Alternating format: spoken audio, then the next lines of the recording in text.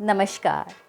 अपने हिंदी क्लास में बच्चों आपका हार्दिक स्वागत है। मैं आपकी शिक्षिका प्रीति गर्ग वाक्य सीरीज़ के वीडियो में आपके लिए एक नया वीडियो लेकर आई हूं जो मैंने आश्रित वाक्य और उनके प्रकारों पर बनाया है। इससे पहले वाले वीडियो में मैंने आपको पढ़ाया था कि मिश्र वाक्य की रचना कैसे होती है, आश्रित उपवाक्य प्रधान उपवाक्य की अवधारणा क्या होती है, हम प्रधान उपवाक्य को कैसे पहचानते हैं, ये सब चीज़ें मैंने विस्तार में आपको अपने पिछले वीडियो में बताई थी। आज इस वीडियो में मैं आपको बताऊंगी कि आश्रित उपवाक्य कितने प्रकार के होते हैं और उनकी पहचान कैसे होती है, क्योंकि आपकी बोर्ड की परीक्षाओं में आपके सामने प्रश्न आता है कि इसमें से आपको पहचानना होता है, वाक्यों में से दिए गए वाक्यों में से आपको पहचानना होता है कि इसमें किस प्रकार का आश्रित उपवाक्य है। वीडियो शुरू करने से पहले बच्चों मैं आपको बता दूं कि आपकी व्याकरण की पुस्तक में जिस तरह की भाषा लिखी हुई है, जिस तरह की व्याकरणिक भाषा का प्रयोग हुआ है, उसको पढ़ने में आपको थोड़ी कठिनाई ज़रूर होती होगी। उसके माध्यम से आपको अवधारणाओं को समझने में थोड़ा कठिनाई होती होगी, लेकिन मैंने जो वीडियो बनाया है ये आपके लिए वो बहुत ही सरल और आसान भाषा का प्रयोग करते हुए बनाया है।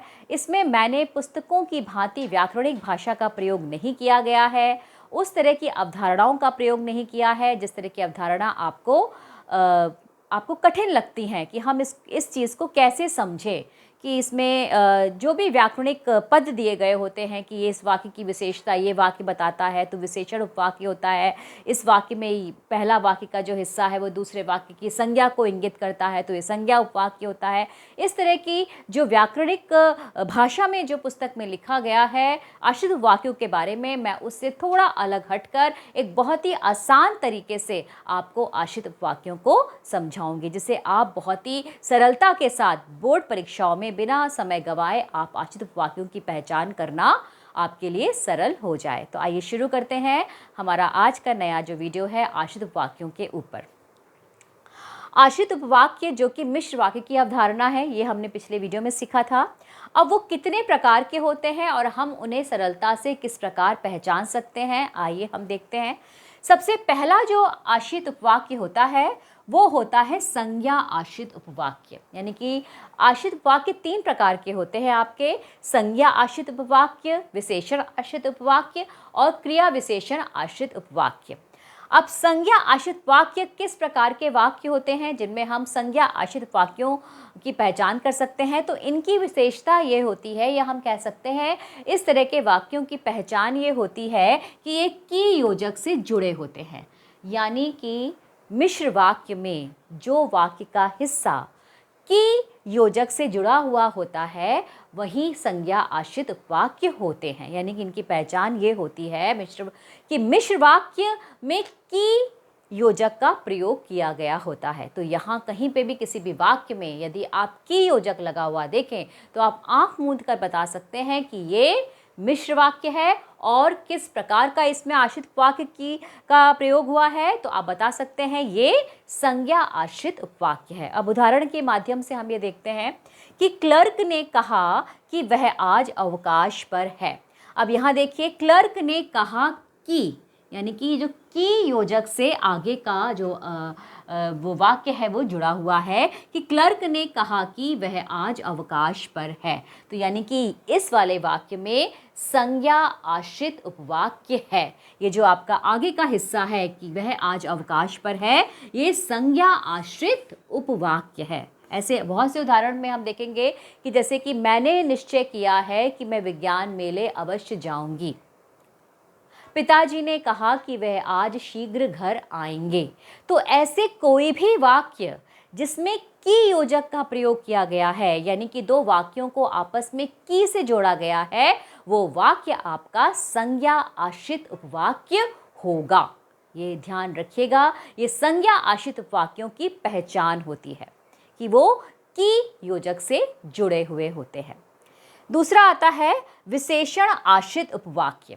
विशेषण आश्रित उपवाक्य वे उपवाक्य होते हैं जिनमें हम किस तरह के शब्दों का प्रयोग देखते हैं, या जो वाक्य है वो किस तरह के शब्दों से शुरू होता है। देखिए, जो, जिनसे, जिसे, जिनके, जिन्होंने, जिसका, जिनके लिए, शब्दों से शुरू होते हैं, यानी कि विशेषण आश्रित उपवाक्य वे उपवाक्य हैं जो कि इस तरह के शब्दों से शुरू होते हैं। अब आइए उदाहरण में देखते हैं। उस लड़के को बुलाओ जिसने कांच तोड़ा है।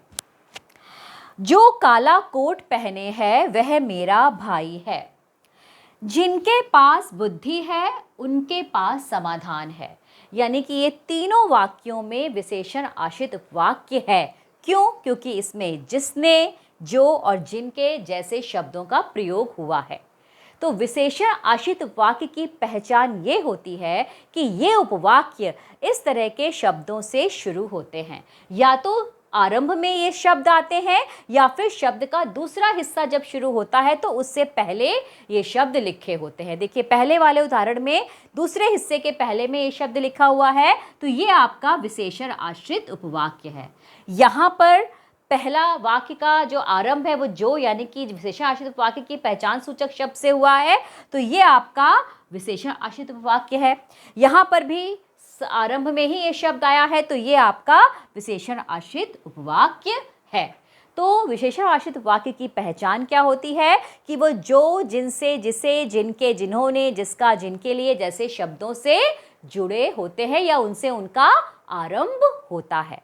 तो ये संज्ञा और विशेषण आश्रित वाक्यों की पहचानने की एक आसान ट्रिक थी कि आप तुरंत मिनटों में वाक्य में कौन सा आश्रित वाक्य का प्रयोग किया गया है वो आप बता सकते हैं सिर्फ इन दोनों ट्रिक से, इन दोनों पहचान सूचक ट्रिक से, कि इसमें संज्ञा आश्रित वाक्य में की योजक से शुरू होते हैं वाक्य और उसमें इस तरह के शब्दों से वाक्य शुरू होते हैं विशेषण आश्रित उपवाक्य से। अब जो तीसरा प्रकार होता है आश्रित उपवाक्य का वो होता है क्रिया विशेषण आश्रित उपवाक्य। क्रिया विशेषण, जैसे कि हम सभी जानते हैं, क्रिया विशेषण अव्यय होते हैं, यानी कि जो क्रिया की विशेषता बताते हैं। तो आश्रित उपवाक्य का जो तीसरा प्रकार है वो होता है क्रिया विशेषण आश्रित उपवाक्य, या हम क्रिया विशेषण उपवाक्य भी इसको हम बोलते हैं। अब इनको पहचानने का बहुत आसान तरीका है, यानी कि जहाँ पर भी आप किसी भी वाक्य में इस तरह के शब्दों का प्रयोग देखें, किस तरीके के, जब तब, जैसे ही, वैसे ही, यहाँ वहाँ या जहाँ, इस तरीके का, जितना उतना, इस तरीके से। फिर आपका आ गया स्थान सूचक आ गया, रीतिवाचक आ गया, स्थानवाचक आ गया, प्रमाणवाचक आ गया, और इसके बाद इस तरह के शब्दों का यद्यपि, तथापि, या इसको हम फिर भी बोलते हैं, यदि, तो, और उसके बाद क्योंकि, इसलिए।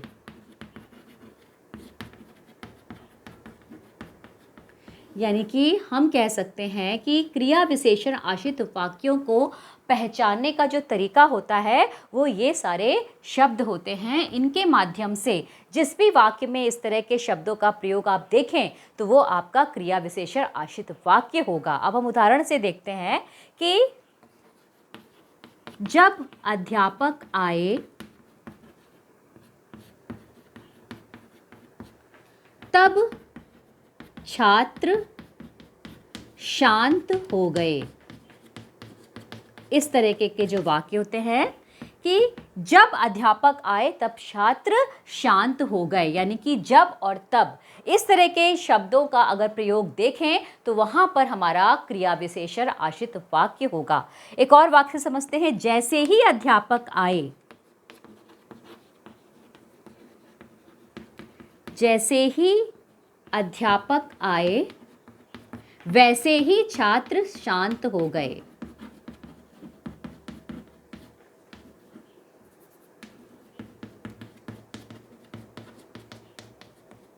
इस तरीके के जो वाक्य, जैसे ही अध्यापक आए वैसे ही शांत हो गए, यानी कि जैसे ही, वैसे ही, जब, तब, इस तरह के वाक्यों का हम प्रयोग देखते हैं। और हम देखते हैं कि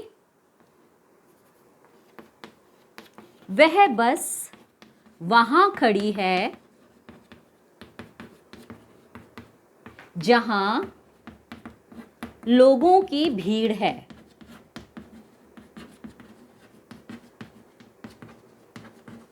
वह बस वहां खड़ी है जहां लोगों की भीड़ है। तो इस तरीके के जो शब्द होते हैं, यहाँ वहाँ जहाँ, जैसे ही वैसे ही, जब तब, ऐसे वाक्य में अगर इन शब्दों का किसी भी तरह के वाक्य में प्रयोग हो तो वो वाक्य हमारा क्रिया विशेषण आश्रित उपवाक्य कहलाता है। ये क्रिया विशेषण आश्रित उपवाक्य की पहचान होती है कि वो इस तरह के शब्दों से जुड़े हुए होते हैं। यदि अब हम इनको और अगर विस्तार में देखें तो क्रिया विशेषण के हमने 4 प्रकार पढ़े थे कि रीतिवाचक, स्थानवाचक, कालवाचक और परिमाणवाचक। तो ये वैसे ही है, यानी कि जहां पर जब और तब, कब ऐसे शब्दों का प्रयोग है तो वो वहां पर आपका कालवाचक होगा। जैसे ही वैसे ही ऐसे शब्दों का प्रयोग है तो वहां आपका रीतिवाचक क्रिया विशेषण होगा। यहाँ वहाँ जहाँ ऐसे शब्दों का प्रयोग है तो वो आपका स्थानवाचक होगा। जितना उतना ऐसे शब्दों का प्रयोग है तो वो आपका परिमाणवाचक होगा। यद्यपि, तथापि, यदि, तो, क्योंकि, इसलिए, ऐसे का है तो ये परिणाम सूचक होगा। अब परिणाम सूचक वाक्य, क्रिया विशेषण वाक्य किस प्रकार के होंगे आप देखिए। ऐसे आपके वाक्य में उदाहरण लिखा होगा कि यद्यपि वह बीमार था तथापि विद्यालय आया।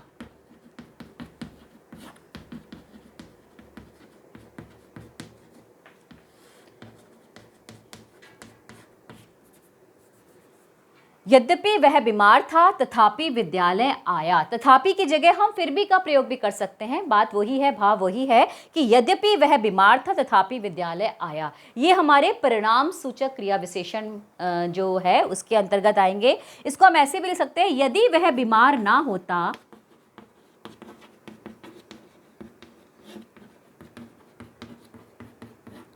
तो विद्यालय आता।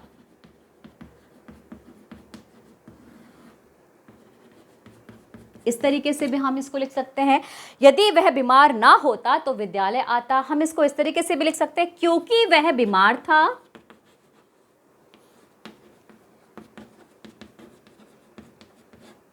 इसीलिए विद्यालय नहीं आया।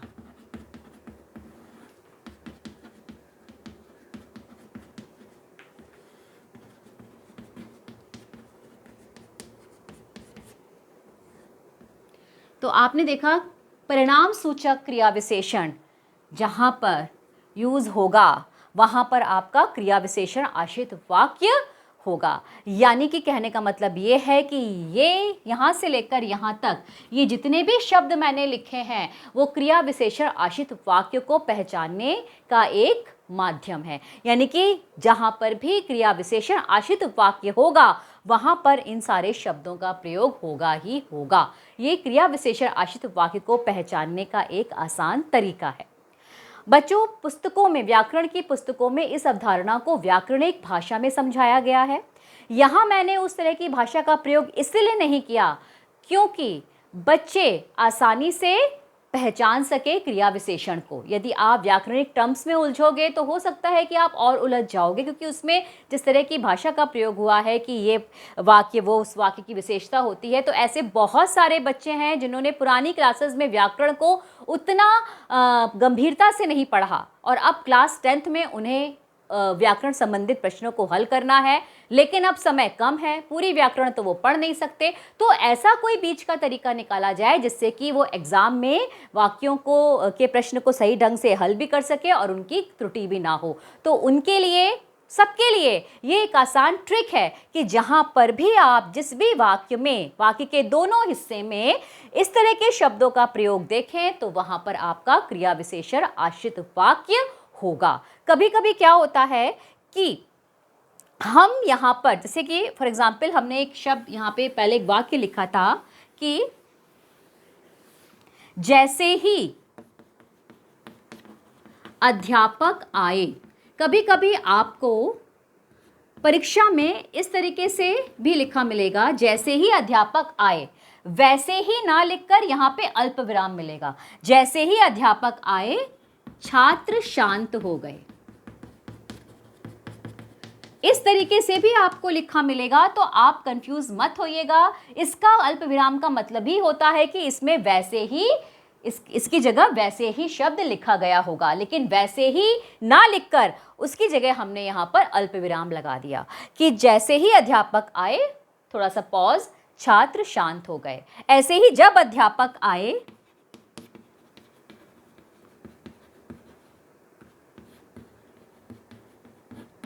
छात्र शांत हो गए।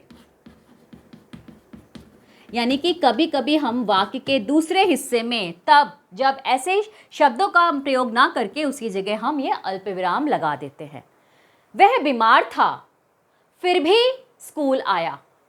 इस तरीके से हम यद्यपि ना लगाकर वह बीमार था फिर भी स्कूल आया, इस तरह के वाक्य अगर हैं तो भी वो आपका क्रिया विशेषण आश्रित उपवाक्य की श्रेणी में आएंगे। तो कभी भी गलती नहीं कीजिएगा बच्चों, जो मैंने आपको पहचान बताई है आश्रित उपवाक्यों को पहचानने की, यदि आप उस अपने मस्तिष्क में उन पहचान के सूचक जो चिन्हों को आप रख लेंगे तो कभी भी आपकी परीक्षा में, बोर्ड परीक्षाओं में, आप किसी भी वाक्य में आश्रित उपवाक्यों के प्रकार को पहचानने में कोई त्रुटि नहीं करेंगे। कि संज्ञा आश्रित उपवाक्य आपके की योजक से जुड़े होते हैं और जो विशेषण आश्रित उपवाक्य होते हैं वो जो, जिनसे, जैसे, जिन्होंने, जिनके लिए, इस तरह के शब्दों से जुड़े होते हैं। और जो आपके क्रिया विशेषण आश्रित वाक्य होते हैं वो जब, तब, जैसे ही, वैसे ही, यहाँ, वहाँ, जहाँ, जितना, उतना, यद्यपि, तथापि, यदि, तो, क्योंकि, इसलिए ऐसे शब्दों से जुड़े होते हैं या उनसे आरंभ होते हैं। तो आशा है कि ये जो मैंने तीनों आश्रित वाक्यों के प्रकारों को पहचानने का जो आसान आपको तरीका बताया है वो आपको ज़रूर समझ में आ गया होगा। और इसी के साथ आपको सरल वाक्य, संयुक्त वाक्य और मिश्र वाक्य को भी पहचानना आ गया होगा कि किस तरीके से कौन से वाक्य में किस प्रकार का वाक्य होता है। जैसे कि मैंने आपको पहले भी बताया कि आपकी बोर्ड की परीक्षाओं में आपको वाक्यों के रचना के आधार पर किस प्रकार का वो वाक्य है वो पहचानना आपसे पूछा जाएगा, वाक्य परिवर्तन पूछा जाएगा, प्लस इस वाक्य में किस प्रकार का आश्रित उपवाक्य है वो पूछा जाएगा, या वाक्य में प्रधान उपवाक्य क्या है, गौड़ उपवाक्य क्या है वो पूछा जाएगा। प्रधान उपवाक्य जो मैंने पिछले वीडियो में बताया था वो होता है जिसकी क्रिया मुख्य होती है, वाक्य के अंत तक चलती है, और जो उसके बाद जो वाक्य का हिस्सा बचता है वो आपका गौड़ उपवाक्य या आश्रित उपवाक्य कहलाता है। इस तरीके से मैंने पूरा आपको रचना के आधार पर जो वाक्य की अवधारणा थी उससे स्पष्ट किया। और अब जो मेरे नेक्स्ट वीडियो बनकर आएंगे वो आएंगे वाक्य रूपांतरण पर, यानी कि एक प्रकार के वाक्य को दूसरे प्रकार के वाक्य में हम किस तरीके से परिवर्तित कर सकते हैं।